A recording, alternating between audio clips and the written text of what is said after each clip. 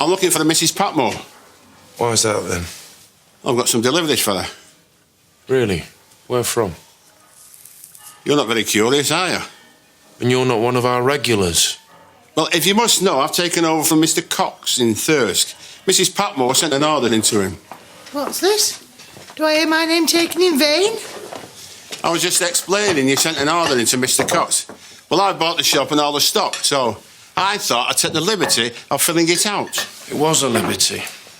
How do you know she wants to do business with you? All right, Mr. Barrow, I can fight my own battles, thank you.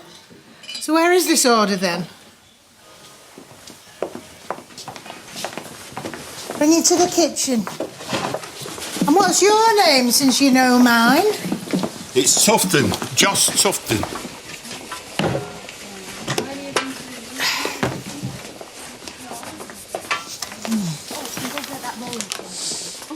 What's this? Some vichyssoise left over from last night. Oh, that's heaven. Is any more leftovers going begging? Oh, have a bit of the tart if you like. Don't mind if I do.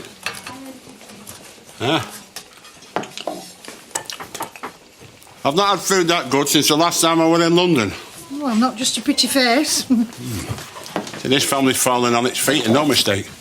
I wouldn't mind eating food like that every day. Yeah, enough of the flannel. I'll keep the order, but if there's out amiss, you'll be hearing from me.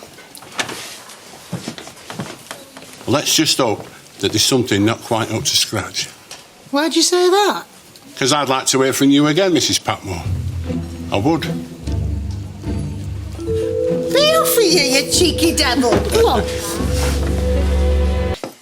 On Friday, can I take the afternoon off? There's a fair in Thirsk. A friend of mine has asked me to meet him there. Come on, ladies, drink up. We can go and join in the fun then. Well, what about your stall? Don't worry about that, Lucy. You can look after the stall, can't you, Lucy? Okay. I hope you don't mind my saying so, Mrs. Patmore, but in that blouse, you look as though you just stepped off the pages of Vogue.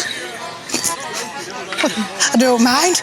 I don't believe you, but I don't mind you saying it at all. Hey, Mrs. Hughes? Oh, you're generous with compliments. I love to be in love, Mrs. Hughes. I'll not deny it. Any time, any place, I love to be in love. Oh, get away with you, you daft beggar. I must go and find Alfred and tell him where to look for the spice stall. If you don't mind my leaving you.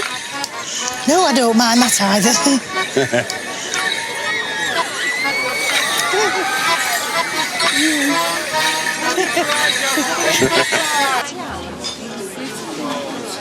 You wouldn't miss service.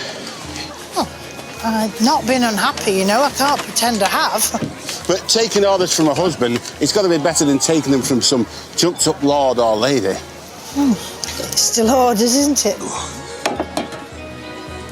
Did you make this pate as well? All with my own fair hand. Well, fair hand or red flipper. You're the cook for me. Oh, Mrs. Patmore, how kind of you.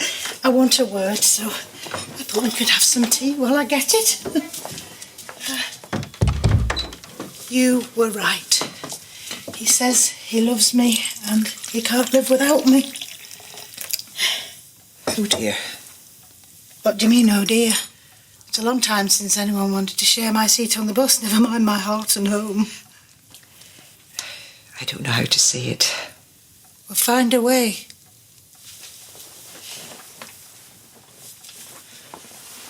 Well, I first noticed it when I was standing at the stall.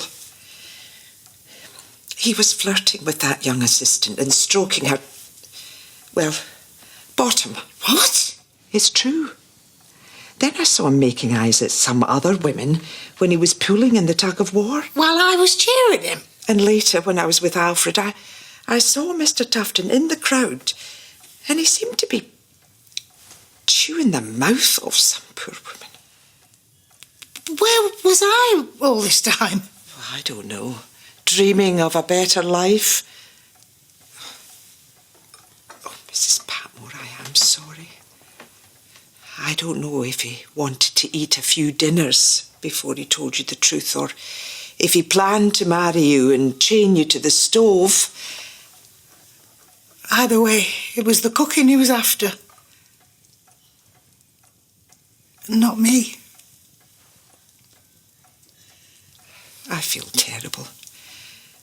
I should have pulled you away then and there, but you were having such a good time. Oh. Is there anything I can do? No. Of course, I've never felt more relieved in all my life. What? The more he said about how he liked his beef roasted and his eggs fried and his pancakes flipped, the more I wondered how to get away. And what if he comes back? Well, he'll get a thick ear and no mistake. Oh, no, but how could he do such a thing, Mrs. Hughes? How could he lead a poor woman on like that? Oh, you heard him, Mrs. Patmore, any time, any place.